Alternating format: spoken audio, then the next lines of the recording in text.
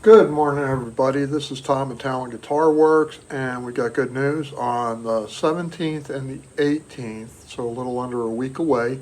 The shop is going up, and Carolina Carports called me a couple days ago. I had to wire transfer some money to them, and all of this is going to be documented on some video stuff when they start putting this thing up, and we're really excited.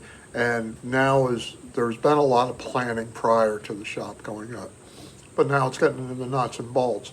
Now, one of the things that I've been discussing with several people, and I'd like your input too, is there's going to be a demo area slash rehearsal space on the side, one side of the shop. And there's going to be electrical equipment or electronic equipment in there. There's going to be some studio equipment in there. I don't want the sawdust getting into it. So I was initially going to use a system where I rolled the big dusty machines outside to kind of use them, and then back in. My buddy said, why don't you put up some walls, put up a net, do a filter system, and have the sawdust collection unit, the portable collection unit move. And here's the deal. I've seen this with wood shops before, and when you have the piped in sawdust collection system that's run into multiple units with blast doors, it seems there's always still sawdust everywhere in the shop. And I haven't put my finger on why that is, other than it loses suction as it gains, distance from the unit, the blower unit. But I really don't want to go that route again. I had it in my last shop, and I don't think it worked as well as it should have. So I'm thinking now on the portable sawdust collection system that is attached to the machine while you're using it. And that would eliminate the need for all the blast doors, and just direct hookup to the machine. And that accompanied with the overhead Grizzly air filtration system, I think is going to reduce it to about 95% of the sawdust being contained. I'm hoping that's where we're at with this, because I really don't want it to, be intrusive and be in the electrical equipment that's going to cause problems right next to it, because there are going to be about 28 amplifiers over there that are all in storage, and we're excited about getting all that stuff out of storage. And I'm not going to have a storage bill for October, hopefully. So this is where it's all going. We're also in the plans for the lighting. I've got to get in touch with Granger because they have some great people there.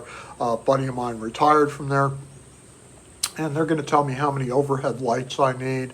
And I did go with roll-up doors instead of garage-style doors because I could have the door open and not impede the light that's above it. And I've always hated that about garage doors. You raise the garage door to get some air in there, and then you blocked out all your light by the garage door being over your head. So there are also going to be some loft areas, and we're going to be designing the spray booth.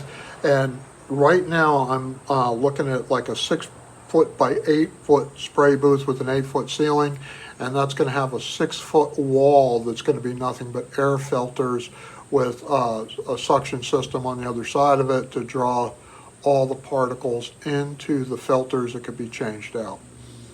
The walls for the actual booth, we're going back and forth between whether we use masonite and keep it in there. Sheetrock tends to generate cobwebs from someplace. I don't know why, but it does. And the masonite doesn't seem to do it. It's a little bit slippery surface. It's almost like a wax surface on it. So we thought about that. I also thought about the drop cloths they sell at Home Depot, which are a canvas impregnated drop cloth that doesn't let paint get through to get to the floor when you put it down on something. And I could put those up relatively cheaply, and I can have them roll up when they're not needed and everything, and kind of keep that area, open if I need it or closed. Now, if I keep it closed completely, it's going to keep it cleaner. I know that. So don't type yet. I know about that part. But it just depends on how the space pans out. So what's going to happen next week is on the 17th and 18th, I'll be putting silicone beads down while these guys are putting up the frame walls, because I need that silicone seal between the concrete and the bottom of the rail, because if we have, or not tornadoes, well, yeah, we do have tornadoes, but we have hurricanes here. And last hurricane that came through had 200-mile-an-hour winds, which was Ian. And when you have a wind coming horizontally like that that's carrying rain, it tends to get through a lot of barriers. So by providing a barrier, even though I'm not in a floodplain, I'd still have that barrier on the bottom.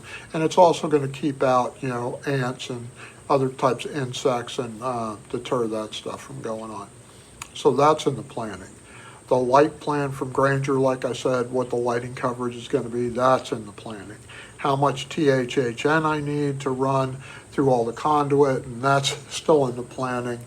And we're looking forward to it. It's going to be busy, very busy. My girlfriend's looking forward to getting the garage back that she never had since we moved here, because it's loaded with shop equipment. And I'm looking forward to getting all those great amplifiers. There are some really neat amplifiers you're going to see. One is an Ampeg V4 100-watt guitar head. The thing weighs like 76 pounds, but it's sitting on top of a Steve Vai Carvin 412 cabinet. And there's a Mace Boogie 212 cabinet in there, a Fender 412. There's a bunch of stuff in there that's going to get wheeled into the shop. So when people get their guitar back and they want to test it out, chances are I'm going to have an amplifier that replicates what they have at the house, or I'll have the Helix there or something that they could play through and do it. And then I've got some friends who have bands that are looking for rehearsal space, so we're going to do that to reduce the costs of running the electricity and all that stuff there. So it's exciting right now. So stay tuned. We're also going to have I forgot this, I got to add this part. We're also going to have a video bench. And the video bench is going to be there to allow me to show detailed work on guitars that you wouldn't normally see. And it's going to be set up with the cameras in certain positions, shooting over my shoulder and such.